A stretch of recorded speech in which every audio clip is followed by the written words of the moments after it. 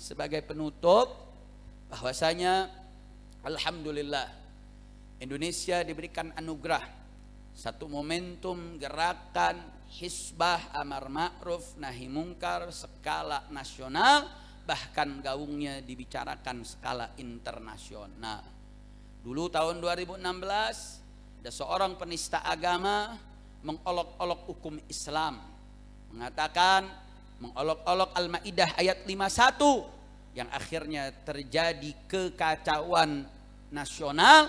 Akhirnya umat turun untuk menuntut pihak aparat kepolisian agar mengusut, menyidik, mentersangkakan hingga memenjarakan si penista agama.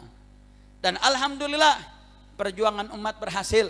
Mulai aksi bela Islam pertama tanggal 14 Oktober, lanjut aksi bela Islam 2 4 November, lanjut aksi bela Islam 3 tanggal 2 Desember 2016 yang berhasil mengumpulkan umat yang ditaksir hampir 7 juta lebih. Dan itu merupakan satu pendidikan bagaimana umat datang dalam keadaan marah, umat dalam keadaan murka, hadir ke Monas untuk menunjukkan kemarahan mereka lewat ibadah, lewat zikir. Enggak ada fasilitas umum yang dirusak. Jangankan fasilitas umum yang dirusak, rumput pun enggak ada yang diinjak. Dan ini menunjukkan akhlaknya umat Nabi kita Sayyiduna Muhammad sallallahu alaihi wasallam. Sehingga saudara, para alimil ulama, para pimpinan ormas memandang ini satu nikmat dari Allah. Ini anugerah Allah. Kenapa anugerah saudara? Itu yang hadir 212, yang maulid anti maulid datang, yang tahlil anti tahlil datang, yang kunut gak kunut datang, yang ormasnya apapun kumpul. Jangankan sesama umat Islam, non muslim saja, orang kafir saja ikut hadir dalam aksi 212. Alhamdulillah. Berarti saya mau tanya, aksi 212 berkah atau tidak? Rahmat atau tidak? Alhamdulillah. Saudara, saya dulu dengar orang-orang tua dulu ada namanya gerakan GAM, gerakan anti maulid. Lihat panggung, lihat tenda, orang buat maulid dirubuhin, saudara. Ribut cuman gara-gara maulid, ribut cuman gara-gara kunut, ribut cuman gara-gara tahlil. Enggak gampang saudara untuk menyatukan dengan ragam perbedaan furu'iyah yang seharusnya enggak boleh berbeda. Selama punya hujah dan dalil yang bisa dipertanggungjawabkan, itu hak mereka saudara. Tapi kedewasaan belum muncul. Berapa puluh tahun itu menjadi polemik di tengah-tengah umat saudara. Umat berpecah belah gara-gara ormas, umat berpecah belah gara-gara partai, umat berpecah belah gara-gara pilihan politik. Tapi Allah subhanahu wa ta'ala satukan umat dalam aksi bela Islam 212. Alhamdulillah. Berarti saya mau tanya, umat tadinya terpecah belah gara-gara 212 jadi bersatu. Berarti saya mau tanya, 212 nikmat atau bukan? Persatuan nikmat atau bukan? Persaudaraan nikmat atau bukan? Nikmat saudara, nikmat. Dan ini merupakan aturan Allah subhanahu wa ta'ala. Allah subhanahu wa ta'ala telah memerintahkan wa'tasimu bihablillahi jami'an wa la tafarraqu. Wadhkuru ni'matallahi idh kuntum a'da'an fa'allafa baina qulubikum fa'asbahtum min ni'matihi ikhwana. Allah udah ingetin. Setelah Allah perintahkan beriman kepada Allah, ya ayyuhalladzina amanu taqullaha haqqa tuqatih wa la tamutunna illa antum muslimun. Allah perintahkan untuk bertakwa dengan sebenar-benarnya saudara. Setelah itu Allah perintahkan wa'tasimu bihablillahi jami'an wa la tafarraqu. Berpegang teguhlah terhadap tali agama Allah. Al-habl adalah as-sababul ladzi yutawassalu biha ilal bughya wal hajah. Yang namanya al-habl adalah sabab yang menyantarkan sesuatu kepada tujuan dan target. Hablillah artinya sabab yang bisa mengantarkan diri kepada Allah subhanahu wa ta'ala. Ulama berbeda pendapat, ada yang mengatakan hablullah ad-din bimakna at-ta'ah amrillah, bimakna al-ahdillah, bimakna al-jamaah, bimakna al-Quran. Makanya Imam Ar-Razi mengatakan at-tahqiq al-ma'na al-mutaqaribah. Ini maknanya semua saling mendekat saudara. Artinya wa'tasimu bihablillahi jami'an wa la tafarraqu. Hei orang-orang yang beriman, setelah Allah tanamkan rasa takut kau kepada Allah, takutlah kau jangan tinggalkan perintah Allah, takutlah engkau untuk senantiasa menjauhi larangan Allah. Setelah rasa takut, orang kalau punya rasa takut mesti punya pegangan, saudara. Apa pegangan saat rasa takut terjadi? Berpegang teguhlah dengan tali agama Allah. Apa yang dimaksud dengan tali agama Allah? Berpegang terhadap agamanya, berpegang terhadap perintahnya, berpegang terhadap aturan syariatnya, berpegang dalam ketaatannya, berpegang terhadap Al-Quran, dan berpeganglah dalam persatuan umat. Wala tafarraqu, dan janganlah saling bercerai-berai. Dan yang menarik, saudara, setelah itu apa Allah sampaikan? Wadhkuru ni'matallahi idh kuntum a'da'a. Ingat-ingat nikmat Allah ketika kalian masih bermusuhan.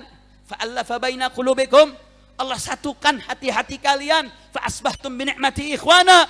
Fa'asbahtum, kemudian kalian menjadi dengan nikmat Allah tersebut. Ulama mengatakan nikmatnya itu balik kepada hablillah. Ada yang mengatakan nikmat di sini adalah nikmat persatuan. Ada yang mengatakan nikmat itu adalah Nabi Muhammad SAW. Kalian menjadi bersaudara. Artinya Allah perintahkan kita untuk ingat-ingat nikmat Allah dalam persatuan.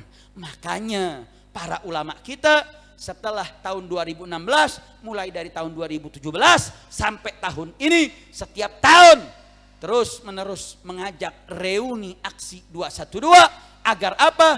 Mengingatkan kembali Allah berikan nikmat kepada bangsa Indonesia. Tahun 2016 umat bisa bersatu, umat bisa bersama-sama melepaskan sekat-sekat untuk al-amri bil ma'ruf wan nahi anil munkar, melawan segala bentuk kemungkaran apapun besarnya lawan. Saudara, dulu yang bela penista bukan main-main, yang bela presiden, yang bela Kapolri, yang bela Panglima TNI, yang bela media, oligarki, semua bersatu dalam satu kapal. Tapi ketika umat Islam bersatu, ketika umat Islam bela agama Allah, ketika umat Islam betul-betul menyatu padukan kekuatan, tidak ada satupun yang mampu mengalahkannya, saudara. Artinya persatuan adalah kunci kemenangan umat. Saya yakin kalau ulama dan umara bersatu, kalau ulama dengan umat bersatu, kiai dan habaib bersatu, nggak akan ada yang mampu untuk bisa mengalahkan umat Islam. Betul? Berarti saya mau tanya, persatuan penting atau tidak? Persaudaraan penting atau tidak? Apalagi di zaman sekarang, saya mau tanya, yang adu domba kiai dengan habaib ada atau tidak? Yang adu domba ulama dengan umara ada atau tidak? Berarti saya mau tanya, yang sering mengadu domba, saya mau tanya, ini perintah Allah atau justru melanggar perintah Allah? Mengikuti atau melanggar perintah Allah? Melanggar. Biasanya yang melanggar itu malaikat apa setan? Malaikat apa setan? Jadi saya mau tanya, yang suka adu domba kira-kira malaikat apa setan? Malaikat apa setan? Berarti yang adu domba habaib dengan ulama, saya mau tanya, itu malaikat atau setan? Malaikat atau setan? Laskar malaikat atau laskar setan? Saya mau tanya, setan biarkan atau lawan? Biarkan atau lawan? Siap lawan setan, siap perangi setan. Takbir. Saudara, makanya momentum 212, kenapa saya perlu tekankan ini? Banyak orang bilang, mau ngapain sih reuni-reuni? Mau ngapain kumpul lagi 212? Kan penista agamanya udah ditangkap, kan udah selesai, saudara. Allah yang perintahkan. Kalau Allah kasih nikmat, kita mesti ingat-ingat. Jadi Kiai Muhyiddin udah membahas dengan gamblang dan luar biasa. Kita dapat nikmat Nabi Muhammad SAW. Kita bersyukur. Kita bersyukur dengan dapat nikmat tersebut. Salah satu nikmat tersebut, kita dapat persaudaraan. Nikmat tersebut wajib kita syukuri, wajib kita rawat, wajib kita jaga. Sehingga reuni 212 adalah upaya untuk tazkirun ni'am, mengingat-ingat nikmat. Dan para ulama mengatakan tazkirun ni'am adalah min adat wa min turuqil anbiya. Itu merupakan jalan dan cara yang dimiliki oleh para anbiya. Berarti saya mau tanya, kalau reuni 212 ingin mengingat-ingat, bernostalgia dengan kenikmatan persaudaraan sesama umat, berarti reuni 212 bagus atau tidak? Dukung atau tidak? Alhamdulillah. Terus ada yang ngomong, Habib, ini kan di Sumatera lagi banyak musibah. Di dalam undangan-undangannya selalu mengatakan, yuk mari sama-sama kita hadiri dan kita doa bersama. Kalau cuma doain orang musibah mau ngapain ke Monas? Biar aja di masjid masing-masing, biar aja di musola sendiri-sendiri atau di rumah masing-masing. Kenapa mesti harus rame-rame? Kenapa mesti pakai kumpul-kumpul? Jawab jangan. Ya udah lemes lu. Jawab jangan. Jawab jangan. Kapan jawabnya? Lu galak banget lu. Lu lapar lu. Saudara, kalau sendiri-sendiri itu adalah bagian dari karakter agama ini, harusnya ayat tadi diganti. Allah cukup mengatakan wa'tasim bihablillahi munfarida. Berpegang teguhlah kau kepada agama Allah secara sendiri-sendiri. Faktanya ayat Al-Quran mengatakan wa'tasimu, fi'lul amr, mukhatabnya antum, wa'tasimu bihablillahi jami'a, pakai jami'an saudara, taukidun ma'nawi. Udah fi'lul amrnya jama', kemudian ditaukid, dipertegas dengan jama'. Artinya apa? Ini agama kebersamaan. Ini bukan agama sendiri-sendiri. Ini agama saling membantu, saling bersatu, tidak sendiri-sendiri saudara. Sehingga Allah subhanahu wa ta'ala yang perintahkan kita untuk bersama-sama, untuk bersatu, untuk bersaudara, bukan mikir diri sendiri, betul? Allah yang perintahkan wa'tasimu, berpegang teguhnya bukan sendiri-sendiri, rame-rame. Berpegang teguhnya bareng-bareng. Makanya saudara, kenapa kita diperintahkan amar ma'ruf nahi munkar? Lu jangan baik sendiri, baiknya rame-rame. Artinya apa saudara? Al-Quran, syariat Islam yang memang menekankan kepada kita untuk bersatu, untuk berjamaah. Alaikum bil jamaah, wajib atas kalian berjamaah. Bahkan di dalam hadis yang lain saudara, dikatakan yadullah ma'al jamaah, pertolongan Allah ada bersama kebersamaan. Berarti mafhum mukhalafahnya, kalau kita tidak bersatu, Allah nggak akan berikan pertolongan, Allah tidak akan berikan kekuatan. Berarti sekali lagi saya mau tanya, bersatu penting atau tidak? Bersaudara penting atau tidak?